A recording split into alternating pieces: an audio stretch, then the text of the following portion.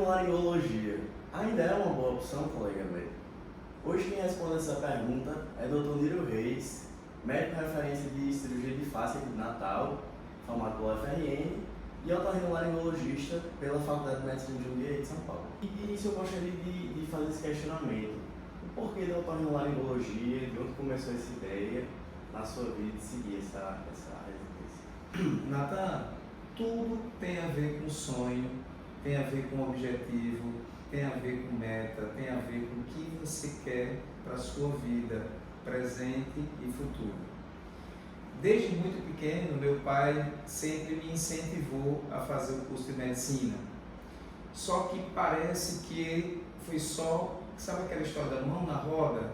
Então, ele era um incentivo a mais que eu tinha, mas sempre me despertou esse interesse pela medicina, porque todos os amigos do meu pai eram médicos e eu me sentia muito à vontade com aquilo e eu ficava muito feliz e contente de participar das histórias. Então, sempre eu estava sempre ao lado dos adultos e isso me encantava, e as histórias da medicina. Então, tudo isso aí me levou a não escolher nenhum outro curso a não ser o curso médico. Dentro do curso médico, a gente passa por várias especialidades. E cada especialidade que você passa, você fica tão empolgado que você quer seguir aquela especialidade. Então, para mim, medicina foi o mais importante para mim é ser médico. A especialidade que eu iria escolher, para mim, não tinha tanta relevância. O que eu queria era ser solidário, que eu sempre fui uma pessoa solidária, procurar chegar, ajudar o próximo e, muito mais importante do que isso, eu ter minha realização pessoal como médico. Então, a otorrinolaringologia surgiu na época porque meus avós eles tinham um problema de deficiência auditiva. Então, isso me fez despertar para a parte mais otorrinolaringológica para eu tentar ajudar. E meu pai também, ele sofria muito com ronco. Então, a inspiração não era boa e inclusive até... A ligação com o otorrino ao longo do... Isso, teve essa ligação com o otorrino por conta desses detalhes familiares. E quando eu passei pelo otorrino, me senti muito bem, gostei muito. É uma especialidade que você pega três sistemas que estão interligados entre eles, mas que, se você for do ponto de vista eles estão interligados, mas ao mesmo tempo são muito distintos. Então você tem nariz, tem ouvido e tem toda a parte da garganta, né? da faringe, da laringe. Então é bem amplo. O otorrino é uma especialidade muito ampla.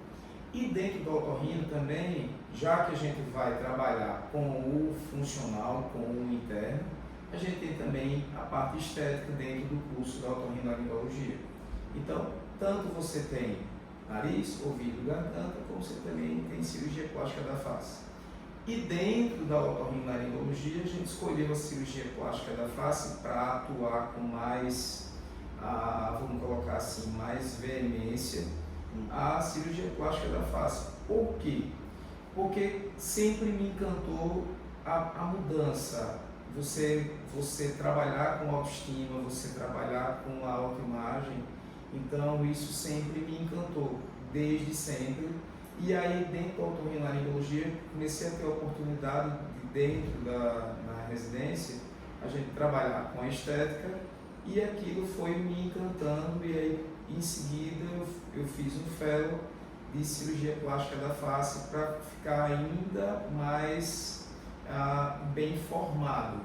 Então, eu tive o curso de medicina, em seguida a gente fez a otorrinolaringologia, e aí dentro da otorrinolaringologia a gente tem uma coisa geral, né, de cirurgia plástica da face, e aí em seguida a gente foi fazer o fellow.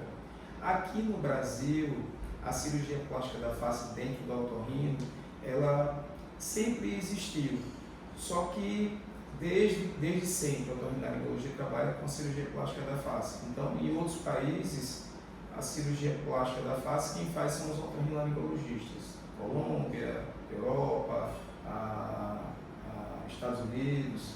Então, aqui no Brasil, devido você ter tantas doenças, a população da gente ser tão carente de médico, que o funcional é muito mais importante do que o estético, que o otorrinolaringologista foi deixando de lado a parte estética, vamos colocar assim, e trabalhando muito com o funcional. Com o passar dos anos, a população foi cada vez melhorando a qualidade de vida, então os distúrbios, as doenças de ouvido, nariz e garganta, principalmente de ouvido, elas declinaram muito. Então isso fez a gente abrir o leque da especialidade. Então, com isso a gente começou a trabalhar muito mais a cirurgia plástica da face. Hoje você vai para os congressos de otorrino, então existe todos os dias mesas só sobre cirurgia plástica da face. Então, não só sobre ouvido, nariz ou garganta, mas também a cirurgia plástica da face. E eu percebo muito, doutor Lírio, ao longo dessas minhas entrevistas, que é um pouco muito interessante também, é que o médico recém-formado ele sempre tem essa preocupação muito grande da especialidade, eu vou trabalhar o resto da minha vida, e naturalmente a especialização é ainda mais aprofundada. Por quê?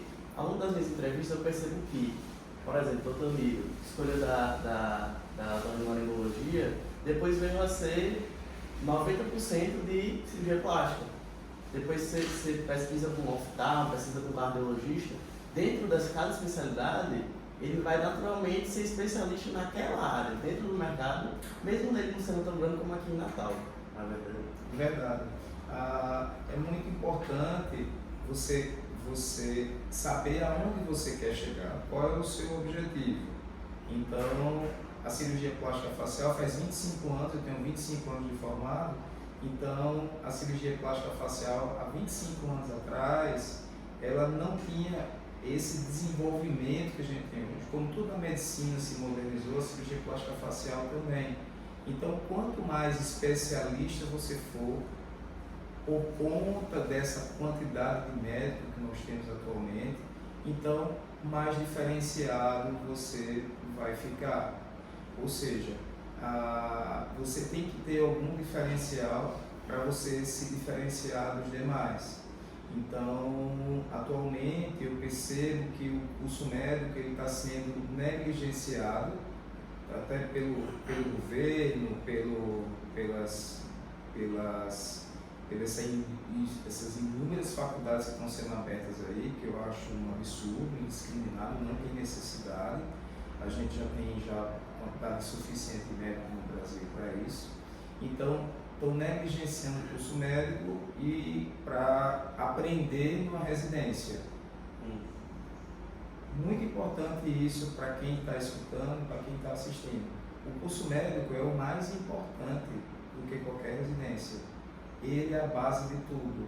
Então, 90% do que eu sou hoje, eu devo ao curso médico. 90% da minha segurança que eu tenho hoje com o paciente, de eu saber tudo que relacionado não só à minha especialidade, mas no geral, eu devo ao meu curso médico. Então, é muito importante a formação. E essa formação, eu percebo que ela está sendo negligenciada por conta da especialidade. E aí você tem muitos médicos, infelizmente, que você conversa com ele, eles só sabem aquele básico da especialidade, mas não tem aprofundamento, ele não sabe as repercussões que o diabetes vai dar no ouvido ou no sistema no geral, então ele está só preocupado com o ouvido, mas o diabetes, por exemplo, que é uma doença sistêmica, ele vai pegar todo o organismo, então você tem que saber como é que ele vai atuar no organismo todo. Por exemplo, anatomia você tem que aprender desde o primeiro período. Então, isso vai servir para você para a vida toda, fisiologia para a vida toda, farmacologia para a vida toda. E eu percebo que isso está sendo muito negligenciado e é muito importante para vocês que estão no curso, na graduação, vocês focarem no que você está fazendo hoje, porque o que você plantar hoje, você vai colher amanhã. Então, se você faz um excelente curso médico e você faz uma excelente residência também, isso é para a vida toda. Então, 6 anos que faz de medicina, mais especializações são quase 10 anos que você vai passar estudando. Então, quanto mais você se aprofundar e estudar, melhor profissional você vai ser. E como o mercado está muito saturado, então você vai ter que se destacar dos demais. Perfeito. E eu vejo, doutor Niro, que, querendo ou não, o que a cirurgia plástica é para você hoje, sem dúvida, é muito maior do que foi, por exemplo, no início, assim que você se formou. Houve algo, por exemplo, ao longo da sua trajetória, que para você ficou evidente que esse seria o futuro da sua profissão? Natan, na verdade, as coisas foram acontecendo naturalmente. Então, durante a residência, eu me encantei pela cirurgia plástica, não foi algo que aconteceu nesse momento, né, no segundo ano de residência, e que um colega gostava muito de cirurgia plástica também e me incentivou, rapaz, vamos trabalhar em cima da cirurgia plástica. Eu percebi que quando você trabalha com a estética, você trabalha muito a cabeça, o psicológico. Então, a autoestima, ela é absurdamente trabalhada. Então, você percebia no pós-operatório, por exemplo, o encantamento do paciente com a cirurgia realizada. Então, isso começa a trazer muita satisfação pessoal também. E com a cirurgia, você quem faz, não é um medicamento que você está administrando, por exemplo, que você vai esperar o efeito daquele medicamento. Então, isso Um trabalho individual, né? me encanta muito. Então, a cirurgia, como eu sou uma pessoa perfeccionista por natureza, então a cirurgia tem que estar perfeita. A minha ideia sempre é essa. Nunca vai existir a perfeição, mas a gente tem que sempre buscar a perfeição. Então, quando o paciente está na sala de cirurgia, está deitado ali, na verdade não é o paciente que está ali para mim, porque para mim é um espelho meu. Então, eu acredito que a empatia tem que existir de uma forma no DNA do médico. Ele tem que sempre se colocar no lugar do paciente, e a gente vê por aí as coisas que acontecem, principalmente porque o médico ele não se coloca no lugar do paciente. Então, quando você se coloca no lugar do paciente, você tenta entender por que é que ele está fazendo aquele procedimento e o quanto aquilo mexe com a cabeça dele, aí você começa a ver a coisa de outra forma. Certa vez, um paciente meu de 80 anos, ele veio para fazer uma otoplastia. A otoplastia plástica do pavilhão auricular é aquela cirurgia que a gente faz para modificar o formato da orelha. Então ele tinha uma orelhinha bamba, e aí eu perguntei para ele o que é que motivava ele com 80 anos estar fazendo uma otoplastia. E ele chegou e disse para mim: doutor, já escapei de matar e morrer por conta dessa orelha, de tanto bullying que ele sofreu a vida toda. Então ele disse: eu quero resolver. Sonho, né? É um sonho, exatamente. Então você trabalha com sonhos, né? Como você bem colocou. E ele disse para mim, disse: doutor, eu quero fazer minha cirurgia, 80 anos. Então assim, não tem idade para você fazer, para você se sentir bem, para você trabalhar a sua autoestima. Então foi isso que me encantou dentro da cirurgia plástica facial. E doutor Niro, passando por um tema, talvez de certa forma polêmico, mas que merece ser discutido principalmente pela comunidade médica. Eu sei que é conhecido aqui pela sua cirurgia plástica, principalmente vindo de determinados procedimentos de face, que muitas vezes não apresentam todo o resultado, muitas vezes feitos por pessoal que não tem a formação médica, né? Eu já ouvi falar, ou até mesmo assisti suas cirurgias, questão de linha de sustentação, desse tipo de outros procedimentos. O que você acha disso tudo? Onde é que isso vai levar? O que é que isso gerou hoje? E talvez o espaço que que esses outros profissionais possam ter nessa área, qual seria? Fala um pouco sobre essa questão. Eu entendo que como o mercado está muito saturado, as profissões não médicas, elas tentam sobreviver de alguma forma, só que de uma forma inadequada, na minha opinião. Então, para eu estar aqui hoje, foram quase 10 anos que eu passei de formação, então não é algo do dia para a noite. E assim, dizer que... Quase não, 10 anos. Exatamente. Então, para você chegar e um não médico que faz um curso de final de semana e que ele é muito midiático, ele vai lá para as redes sociais e diz que o que está fazendo e que faz até melhor do que você, pelo que colocado, já que a gente tem muita limitação do ponto de vista da publicidade médica por conta do CFM. Então, isso me preocupa muito, porque quem vai ser prejudicado é o paciente. Então, o paciente ele é iludido a fazer procedimentos que não têm eficácia, que não têm resultado, principalmente de longo prazo. E o pior disso tudo é que as sequelas, as complicações que todo procedimento pode levar e acontecer, elas não são relatadas, elas não são explicadas por paciente. E quando tem essas complicações, infelizmente, esses profissionais, eles não conseguem resolver, não sabem resolver e mandam sempre para o médico. Então, assim, eu acho que tem que ter o alerta da população, de que alertar a população principalmente que mesmo você achando que vai ter um procedimento legal, veja com quem que você está fazendo.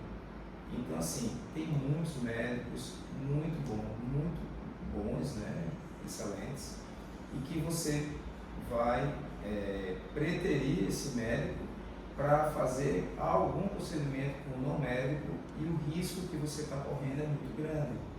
Então, infelizmente, aqui no Brasil, tudo pode, então essas especialidades estão invadindo essa área estética e em busca de dinheiro fácil. Só que dinheiro fácil em detrimento da saúde do outro. Então, a gente volta na origem, né? Empatia. Então, se você se colocar no lugar do outro, você começa a entender que não é por esse caminho. Então, são pacientes que estão fazendo inúmeros procedimentos que não dão resultados, que são iludidos, só porque são procedimentos bem mais em conta, vamos colocar assim, às vezes até nem é, e ficam com sequelados, e vem para a gente tentar resolver essa sequela, mas como o próprio nome já diz, é sequela. Então, não dá para a gente voltar ao original, nem dá para a gente chegar e vamos dizer assim, reparar aquele erro, aquele problema, de uma forma que volte tudo como antes. Então, é sempre muito importante a gente frisar que tem que ter cuidado na escolha do profissional. Se você passou tanto tempo, né, algo está me incomodando, use um pouquinho a cabeça para você chegar e ver, poxa, será que esse procedimento é o melhor para mim realmente? Ou não? Porque você cai na ilusão, e essa ilusão pode levar a consequências sérias. E muitas vezes esses profissionais, por ele não ter a formação médica, ele não tem a empatia que o médico normalmente tem.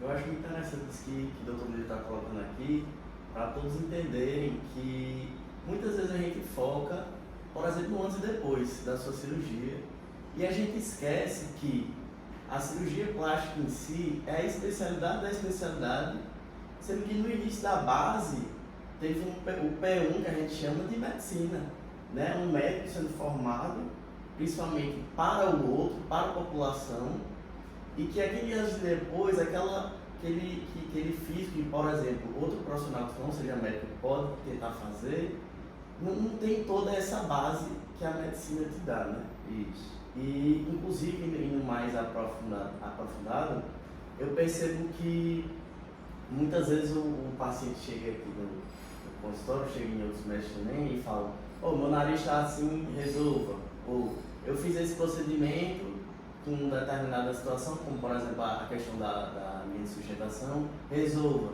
Sendo que a gente esquece que é muito mais complexo e o tecido ele não pode ser mudado num passo de mágica, e isso vai trazendo sequela, vai trazendo problemas, né? Exatamente. Como por exemplo acontece muito aqui no consultório do Dr. Niro Reis de, por exemplo, um nariz ou um lifting que já foi feito e tem que refazer, e mesmo o Dr. Niro Reis sendo um profissional top, talvez o melhor ainda da cidade nessas questões, não vai ficar aquele que, por exemplo, teria sido feito se fosse isso. Né? É aquela história, quando a gente vai fazer uma cirurgia e o paciente está intacto, ou seja, nunca operou, um paciente primário que a gente coloca, é como se eu tivesse um GPS, entrasse numa floresta com GPS. Você sabe toda a anatomia, sabe tudo que está ali, sabe tudo o que esperar. Quando você vai fazer uma cirurgia de um paciente que já veio de outros profissionais não médicos, então sempre fica aquela interrogação, o que é que eu vou encontrar? Então, quando a gente abre a cirurgia, às vezes a gente se surpreende com muita coisa dentro do paciente que é uma coisa simplesmente absurda. Sim. E que muitas vezes você não pode corrigir totalmente, porque existem alguns riscos. Por exemplo, você tem uma artéria aqui e que um fio que a pessoa colocou, que parece uma escama de peixe, não dá para você tirar aquele fio totalmente, você vai tirar só o excesso, porque você corre risco de pegar um vaso, um nervo nessa retirada, e aí você ser iatrogênico por conta disso, por conta do procedimento anterior. Então tudo isso a gente procura conversar com o paciente, que paciente primário, paciente que nunca operou, sempre é o melhor paciente para a gente. E o que a gente vê atualmente é que a gente pega o paciente já depois de 3, 4, 5, 6 procedimentos e que não são procedimentos que não resolvem, querem resolver algo de uma forma inadequada. E na verdade o que você precisa fazer é ter a indicação daquele procedimento, ou é cirúrgico ou não cirúrgico. Então, normalmente querem transformar um procedimento cirúrgico em não cirúrgico, com vários procedimentos associados, e o que a gente mais pega aqui são os pacientes se queixando de que fez algum procedimento, que gastou dinheiro e que não resolveu. E ainda tratando, por exemplo, os leigos, é muito comum a pessoa sempre se preocupar com a face, mas no sentido estético, o que vai acontecer, o que vão olhar, sendo que não esquece, não é nem que não esquece, é que realmente não se estuda a respeito, que na face a gente tem vários nervos, vários músculos, que se isso for pego, for traumatizado, pode gerar um dano que é para o resto da vida. Isso, sequela, exatamente. Por exemplo, já é muito comum, por exemplo, no caso da blefaroplastia, do paciente dizer, não, eu quero fazer a blefaroplastia por fora, porque eu tenho medo de fazer por dentro, que pode ter algum dano para o olho, sendo que não sabe que é muito mais arriscado fazer por fora, devido à anatomia do olho aqui por fora e o que é que isso pode causar algum dano aqui, não é verdade? Isso. No caso da blefaroplastia, que é a plástica das pálpebras, o que a gente tem que entender da anatomia para você saber qual a melhor cirurgia indicar. Então, no caso da blefaroplastia, você tem a blefaroplastia tanto pela via externa, como você tem a blefaroplastia que a gente chama de transconjuntival. Então, dependendo do caso, às vezes a transconjuntival, na maioria dos casos, ela é muito mais, a anatomia é muito mais preservada, a cirurgia é muito mais funcional, se o paciente tem a cinta muscular bem boa, do que você fazer pela via externa e correr o risco dessa musculatura sofrer ao longo do tempo, por conta de um corte que todo músculo a gente sabe que ele não cicatriza com novas células musculares, ele cicatriza com fibrose. Então vai ter uma cicatriz ali. Então tudo isso você aprende lá na faculdade, lá no comecinho da sua vida. Então tudo isso vai refletir no seu futuro, qual vai ser a melhor cirurgia que você vai indicar, a forma que você vai fazer. Muitas vezes você desenvolve uma técnica cirúrgica Eu tenho uma técnica de cirurgia própria, por exemplo, que é da frontoplastia do front render. Isso surgiu pela insatisfação dos resultados das técnicas usuais. Então a gente evoluiu de uma forma que a gente consegue muito bem entregar o resultado hoje. Logicamente que existe uma curva de aprendizado, mas quando você faz uma residência bem feita e você já tem uma base muito boa, tudo é muito mais rápido. É como se tivesse, ao invés de você estar andando, você entra num carro esportivo. Então, para chegar a um determinado local, a velocidade que você vai chegar lá é muito mais rápida do que se você fosse só andando, caminhando. Então, é muito importante as pessoas entenderem que para você ter aquele resultado existe toda uma base, todo um trabalho anterior para você chegar naquele estágio que, por exemplo, que eu estou hoje. Doutor Niro Reis, concluindo a nossa conversa, né, inclusive muito interessante, a otorrinolaringologia, de certa forma, agora está errado, sabe o que corre, né? Doutor Niro Reis, acabando a nossa conversa aqui, super interessante, inclusive, a otorrinolaringologia, portanto, foi uma boa opção para você, na verdade. É uma história muito interessante que pode influenciar, pode ajudar os colegas aí, estudantes de medicina ou recém-formados também, e portanto você indica, é isso? A minha especialidade, sem dúvida, sem dúvida. Eu acho que você tem que abraçar, acolher qualquer especialidade que você fizer. Se você fizer bem feito, você vai ter sucesso. Então, muitas vezes, eu acho que o médico hoje, ele está muito preocupado consigo. Então, se você está muito preocupado consigo, esqueça, vá fazer outra coisa. O médico ele tem que estar preocupado com o próximo, com o outro. Principalmente a medicina. Tem que sempre, porque você está ali para cuidar do outro.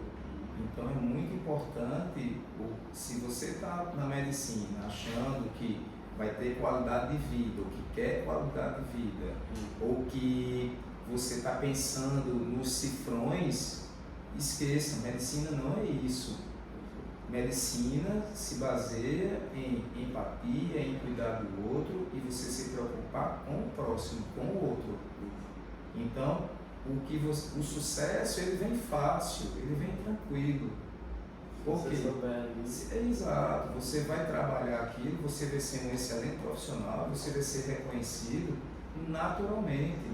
Então, assim, o que você vai ter de recompensa é algo natural.